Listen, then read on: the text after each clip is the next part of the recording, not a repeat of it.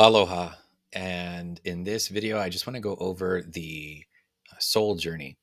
So, this is one of my favorite topics. A lot of times people will wonder, how do I use astrology to help people navigate the various things in their life? And it all comes down to the soul journey. Anytime I'm on a call with somebody, one on one, a lot of what I'm doing is I'm identifying where is that problem in their chart, what might have occurred in the current energy of the universe to trigger that problem. And then what is the chart asking the person to do to be able to move on from the problem? And then how can I help the person remove any sticking points, any blocks, to be able to take those action steps? So, in this video, we're really just going to focus on the soul journey, which is identifying a little bit about what that person's path is. And this is what really helps me identify what are the steps that that person needs to take to navigate the particular problem for their situation. So, the soul journey, from my perspective, is made up of four different components. And the first component is the sun and moon. And so the moon is related to our instinct, and it's related to our emotions. It's our default.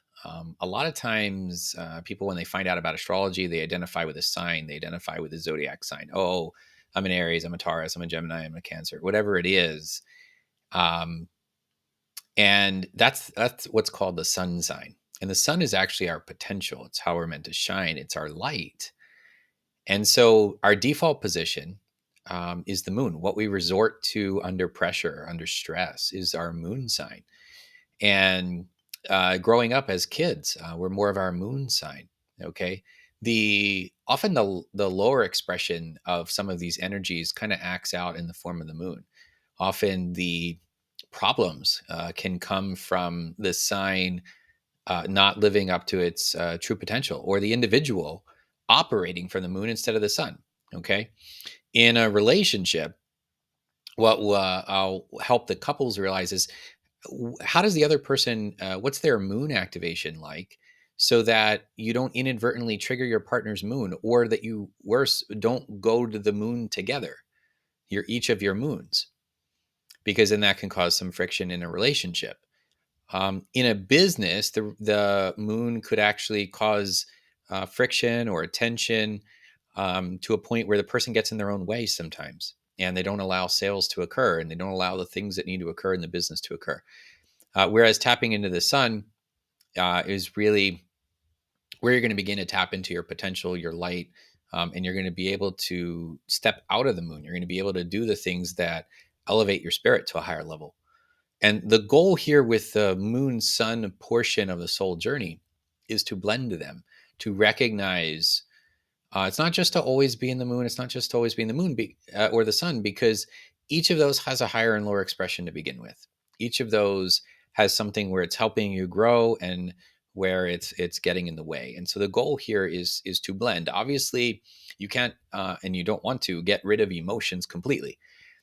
So the moon still has how do you address your emotions in a positive, supporting way that helps you grow and evolve? That's going to be the higher expression of the moon. Okay, there is a path here that, to me, there's a blending, and there's a indication of which way to go, because the sun is going to ask you to really tap into things that help you shine. Okay, so this is just one of the components here. The next component of the soul journey is a nodal path, and the nodal path is personally my favorite. Um, Something I've done a lot of work on, something that in terms of better learning. The nodal path comes from the sign pairs. There's basically, if there's 12 signs, there's 6 sign pairs, and so when you have a nodal path, you're looking at the different ways that the two different energies kind of interact. And the south node, it can be very familiar. can be very familiar, can be easy, can be a starting point. And yet, the south node, while it's something that comes easy to you, may not be something that's fulfilling. So, this is why some people come to me and they're like, oh my gosh, I'm able to do this. It works really, really well, but it doesn't make me happy. It's not fulfilling. It doesn't. I'm like, okay, I'll look at the south node. I'll look at where are they at? What are they doing? Are they connecting to the north node energy?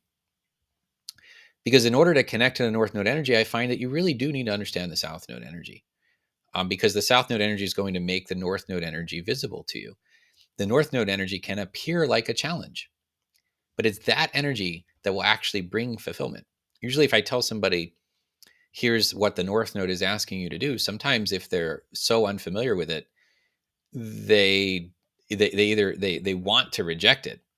But the south node, if I explain what the south node is doing and how the north node energy is going to shift to them from that position, then they get it. And so that's why I say south to the north, then the south elevates, because you actually want to bring the energy of the north node, into the south to elevate it. So if somebody is so familiar with the south node energy, but it's not bringing them fulfillment, they tap into the north node energy. They're able to take that missing ingredient into the south node, and then the combination elevates. It creates a cycle, and that cycle elevates them to a level of fulfillment. I have an entire program that breaks all of that down. If that's something that you want to do, and it goes over all of the different nodal paths, how to apply it to your life, and everything like that. I'll leave a link to how you can find out about that program in the description below. The next portion of the soul journey is the Chiron. Chiron's known as the wounded healer, metaphorically speaking. To me, Chiron is like a coin flip in the sense that you're either operating from the wounded side, quote unquote, or the healer side, quote unquote. And you can go between them. But the goal is to really heal the Chiron and then step into becoming the healer in that area. Okay. So, this is why you'll often hear stories from people that talk about what their struggle was. And then now they're helping people overcome that struggle. Oftentimes it relates to the Chiron. It relates to how to other planets linking up with the Chiron. It relates to the Chiron's placement in the chart, the sign, the house, its ruler, a number of different things. You can usually tell that story. And so when people go, "Oh my gosh, this is how I was, and then I took care of me, and then now I'm able to help other people do it," very much Chiron energy. So a huge portion of the soul journey there. And you don't actually have to be helping others do it. There are certain Chiron expressions where I need to look at the rest of the chart to better indicate, okay, if you're stepping into the metaphorical healer of Chiron, what does that actually mean for you, for your chart? I'm just saying that you might have heard other people talk about situations where they've been through things and then they've now helping people with that very same problem. That could be the Chiron expression for them. Okay, and then the next component of the soul journey is the ascendant descendant axis. Um, I used to talk about sun, moon, ascendant as one because it's one giant blending, and that is helpful. And I still like to talk about it that way. In this case, though, I like to look at the axis as its own thing because what I find is the ascendant's you, it's your personality. The descendant is the perception of your perception of what's not you, your partner, one on one clients.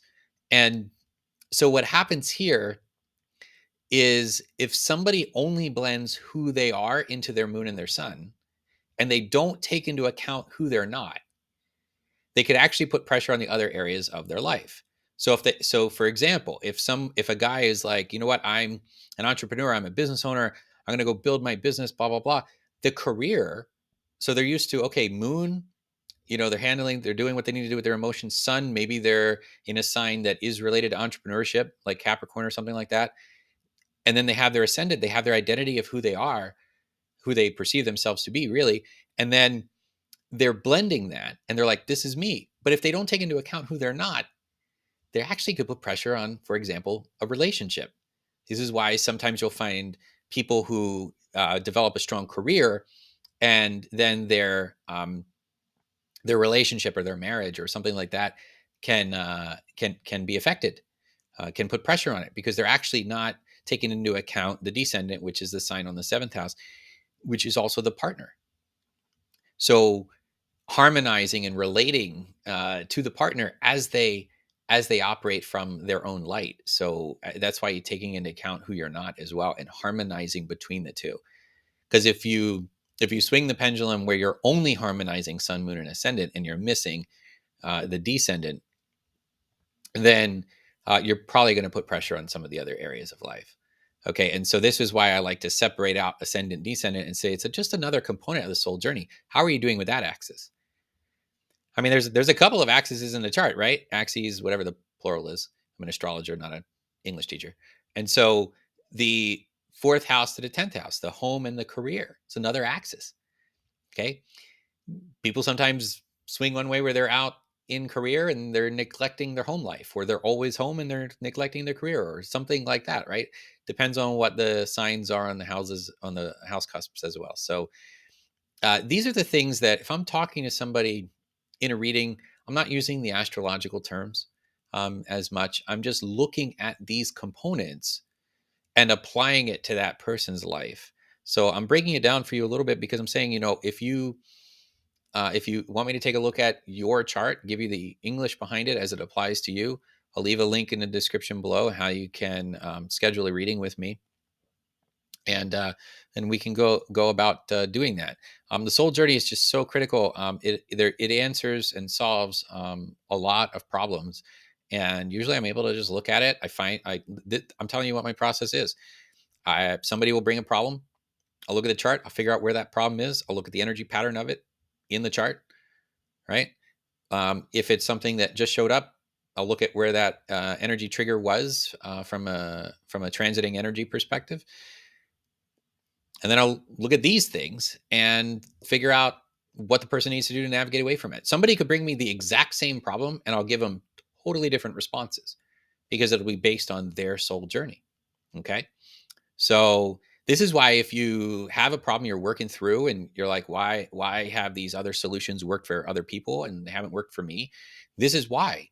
This is why, because you have to take what the soul in the chart is asking for you to unlock, to rise above, right? It's the whole channel, rise above your chart. And then that helps you navigate the problem. That's why the problems can be the same many people have. The way each person handles it and addresses them can be different because of the soul journey. Okay. So I talked about the ascendant being you, your perception of you. Technically, the whole chart is you, right? The whole chart is you. The ascendant is going to be a little bit more of your personality. It's going to be a little bit more of how you perceive yourself to be. But the whole chart is you. And so I look at not the chart as just this is who you are, but I look at the chart as a movement of energy and a correspondence between the things going on in your life. And so it becomes a map. I become your GPS. I'm able to help you navigate those things. So uh, if you want to dive further into the nodal path, or if you want to connect with me for a reading, I'll leave the links in the description below. And if you like this video and would like to see more like it, please subscribe. And as always, aloha, hui ho. I will connect with you again soon. Take care.